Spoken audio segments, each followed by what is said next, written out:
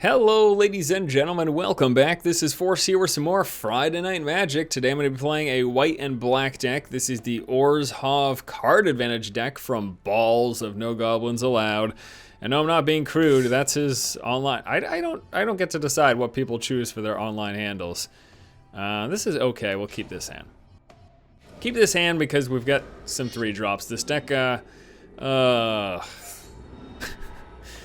I'm playing against an aggro deck, and I do not like this opening hand against an aggro deck. Not even a little bit. Well, I guess the Wall of Omens is okay. This thing's not going to be able to hit me right now unless he plays something with haste. Because they cannot attack or block alone. Okay, so he's got a bunch of flyers, which that kind of sucks. The only thing I have to deal with that is the Liliana Spectre. And he's just going to replace that with more flyers. You can't attack, because it can't attack alone. There you go. And I guess we'll just play this right now. So next turn... No, I'll still be able to play. We'll hold off on that right now, because I want to get this in play. To draw some cards. I was contemplating playing the Guildgate, in which case I wouldn't have been able to play that card. So next turn we can play the Spectre. But that's only going to let us kill one of his flyers. So that kind of sucks. I'm nervous already. So this card advantage deck is all about drawing cards and forcing your opponent to discard cards. And basically stalling until the late game until you can get some of your big beastly creatures in play. Things like the Baneslayer Angel. I've got the Resolute Archangel, you know. The fun stuff, the fun stuff. Alright, so we're going to Spectre, because I need to play a flying blocker. I don't really have a choice. The problem is, though, he's got 4 of his Squadron Hawks. So Squadron Hawk comes into play, lets you search your library for any copies of Squadron Hawk. So he's probably just going to discard one of his Squadron Hawks. Or if he's got, like, extra lands sitting around, he might just dump one of those. But hopefully we get him low enough so that we can get an effective Mind Rot. The bummer here is that the Spectre is just going to die, and he's still going to have plenty of flying creatures remaining. But as long as I can buy myself time to play Resolute Archangel, she brings me right back up to 20 life. Kind of amazing. So I just need to stall long enough to be able to get that. That's basically it.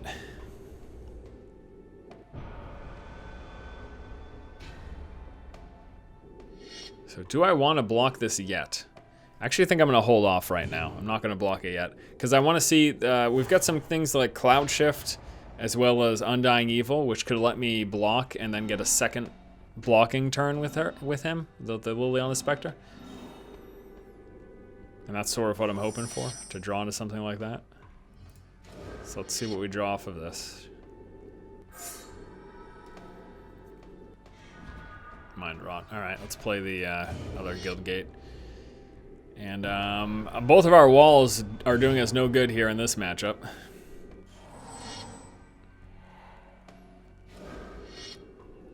He plays a Cloudfin Raptor, another flying creature, which we can't block with our walls. Damn it. First game we play is against, like, a complete counter to most of what we have. We get the Baneslayer next turn, which is really, really good. The Baneslayer is going to let us block our flyers, plus it has First Strike and Lifelink, so it's really, really good. I think I have no choice at this point, though. Also trying to see if I can force him to use something, but looks like that's not going to happen. Alright, so we can Baneslayer right now, and I think we just need to. Please. Yes. Okay. I'm like, please resolve, please resolve.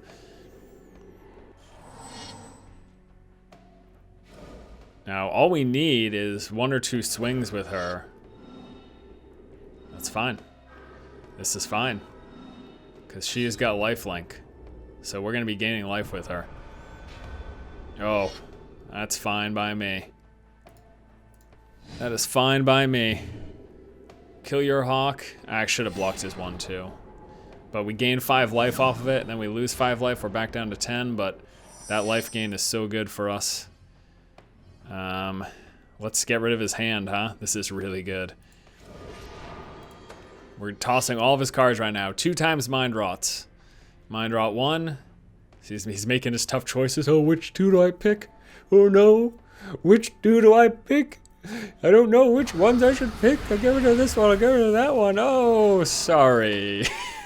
There's your other two. He's like, that's Sonny. If I were him, I would be so angry right now. I would be so angry. Do I need to save for blocker? Or should I attack? I should save for blocker.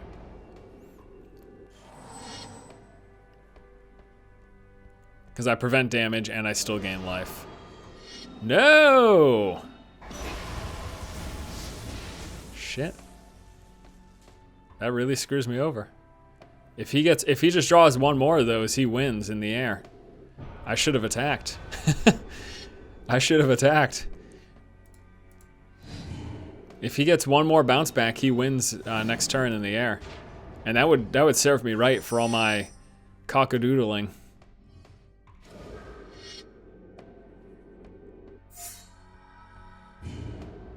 All right, let's, we just have to hope that he does not draw a bounce.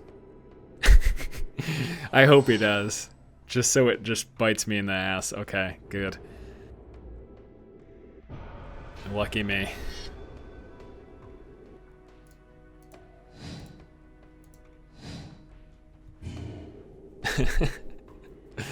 That would have been so, like if he drew another bounce there, that would have been really funny. I mean, it would have been depressing, but funny at the same time. And Resolute Archangel comes into play. Brings us back up to 20 life. And this is probably where we see the opposing player concede and replace itself with AI.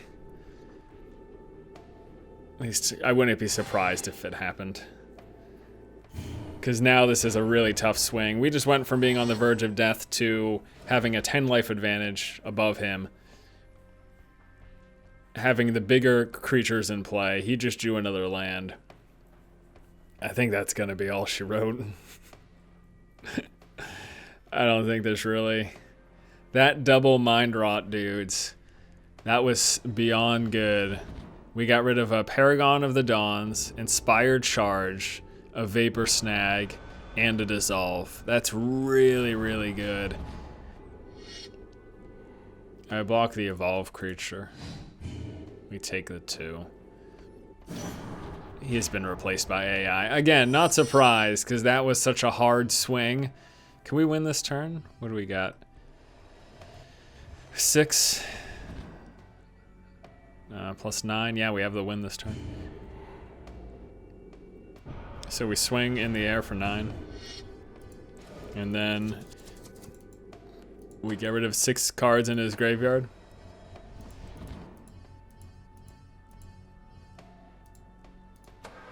Dealing 6 damage to him, we gain 6 life. 9 plus 6, 15.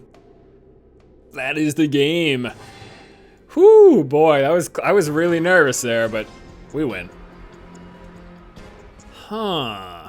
I actually think I'm gonna keep this hand because we've got a 2-drop and a 3-drop here, plus 2 Undying Evils. I really like that. Now the thing is, we need to draw into 1 more land. And so long as we draw into 1 more land, we're gonna be sitting pretty. If we don't draw into 1 more land, it's gonna be kind of scary.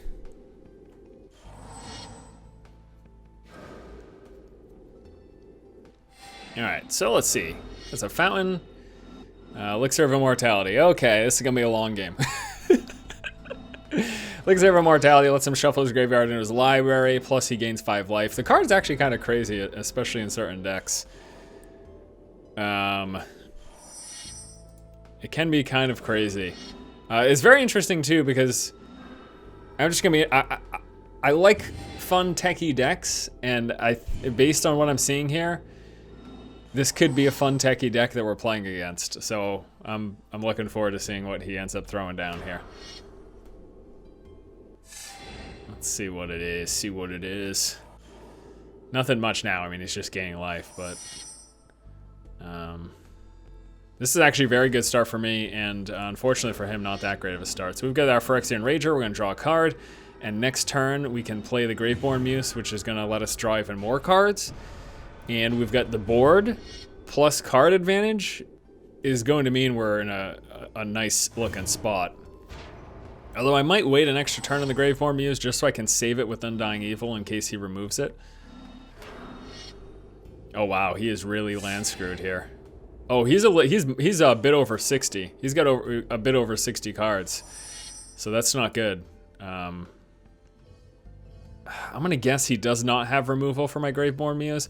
I can just play a Phyrexian Rager though. We don't have to play the Graveborn Muse right now. Phyrexian Rager draws at 1 card, so okay, good. So we drew the land. So next turn, basically my idea is that I wanted to wait until I could save the Graveborn Muse in case he tried to kill it. So I needed that extra mana to be able to Undying Evil, and I drew into it, so we're good. But unfortunately for our opponent, it's not looking so good for him. He's well over 60, and as you can see, lost some consistency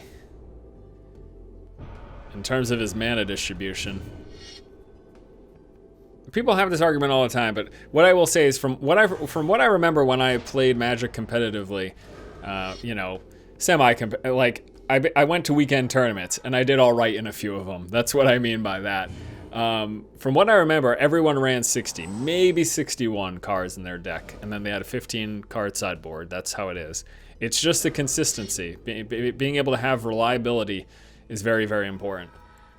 And when you're, I mean, over 60 cards, obviously you can add more lands so that you know what I mean? So that it, like, percentage-wise, you've got the same percentage chance to draw into lands or whatever. Now, he's all set now because he's got to cultivate. However, he might be too far behind in terms of my board advantage right now. Like, it might just be he's kind of SOL at this point. I don't even know that I want to extend any further than I have at this point, honestly. I don't think I'm going to put in more well, you know what? Yeah, let's get a Spectre in play. Let's force him to discard a card. Because we know he's... let's force him to discard a card. I don't want to extend too hard, though. I'm not going to play too many more creatures. Because if he's got board clear, you know... he's running red, so he could do... Yeah. What is he running? Red, green, and what else? This is a tough choice for him, huh? Red, green, was it black? Red, green, and black? Oh, look at that. Denrova Horrors, too. Yeah, I'm not going to extend too much further. I've got the Planner Cleansing, too. So for some reason, he completely turns this game around, which is not... It's Magic the Gathering, so it's not completely out of the realm of possibility for him to completely turn this around. We do have the Planner Cleansing. But I don't know, this is tough. This is going to be tough to claw your way back. Unless you've got board clear right now, it's going to be tough to claw your way back into this game.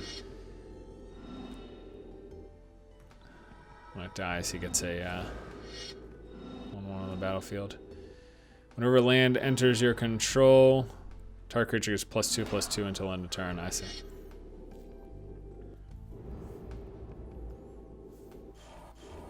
So, let me think here.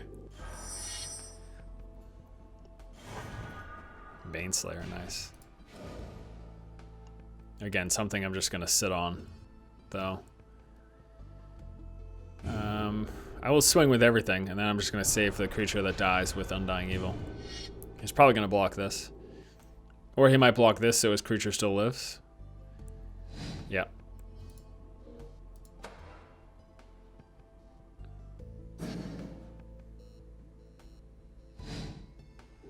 Oh, decides to go with the Graveborn Muse. Alright, so we're going to Undying Evil it. Now, the problem here is that we can't Undying Evil it again, because it's going to have a counter on it.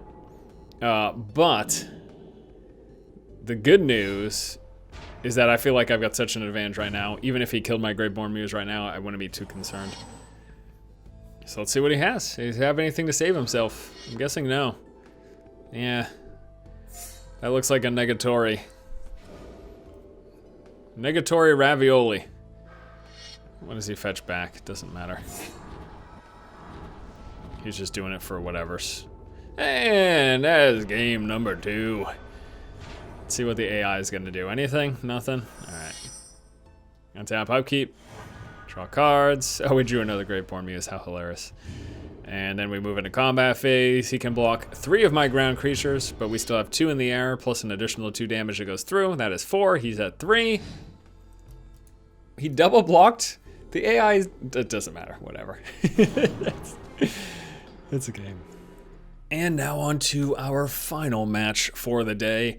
This hand, it's got the lands, it's got some beasts, and it has a card draw. Not as much early game as I would like, but I think I'm going to keep it anyways. Because we do have the Rager plus the card draw off of the Rager. So that's cool. So we're going to go, a second Rager too. All right, now I'm feeling pretty good about this. So we've got a turn 3 and a turn 4 play. It'll give us some board presence. And we're going to have 2 guild gates in play as well. So that's good. That's real good. That's real good.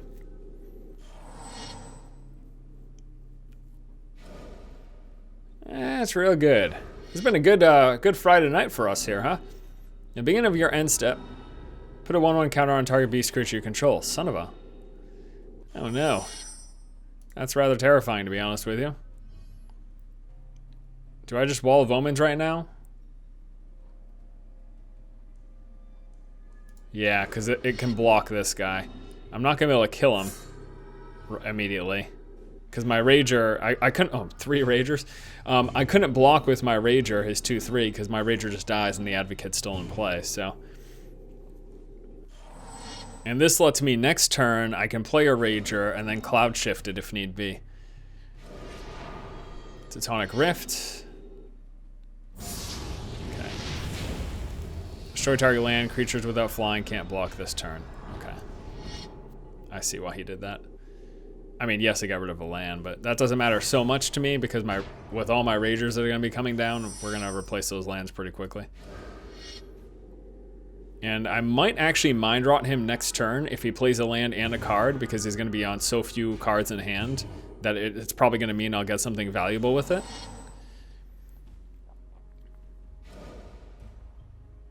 So he plays a land and he plays a 5/3 trample. Well, this is tough now. No, I think I do Mind Rot. I think I Mind Rot. Oh, that thing needs to die. Or, no, you know, I can play the second Phyrexian Rager, and then I can kill this if he swings with it. Plus, I've got a Cloud Shift. Yeah, this is a good idea. Okay. Alright, so I think next turn will be the Mind Rot turn.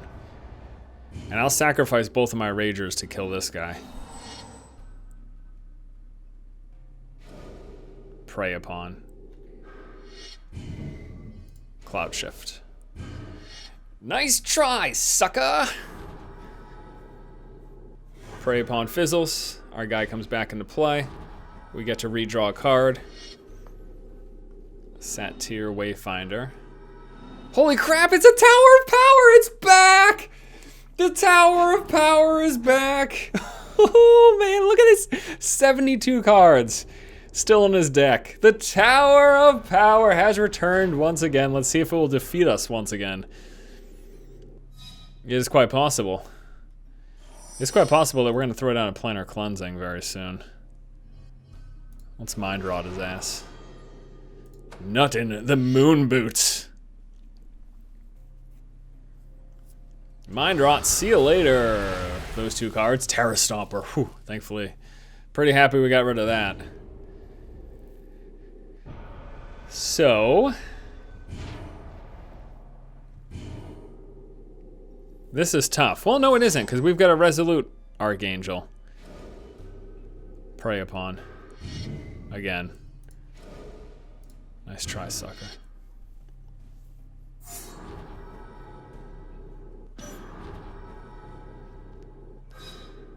I should have saved the Prey Upon for my Resolute Archangel, shouldn't I? Whatever, I think we're gonna board clear right here.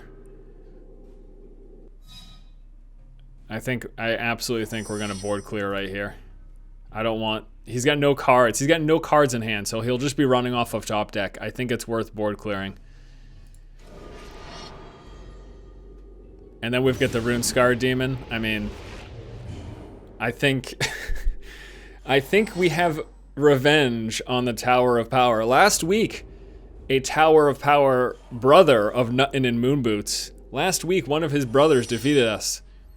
But I do believe this week we are returning triumphantly. Rune Scar Demon, and I'm going to get the Graveborn Muse so that I have card draw.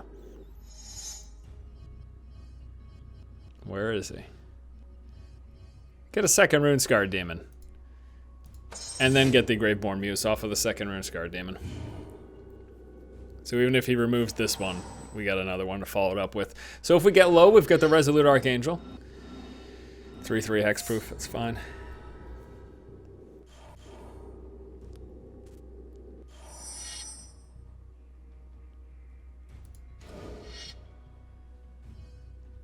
Let me swing for 6, see what he does.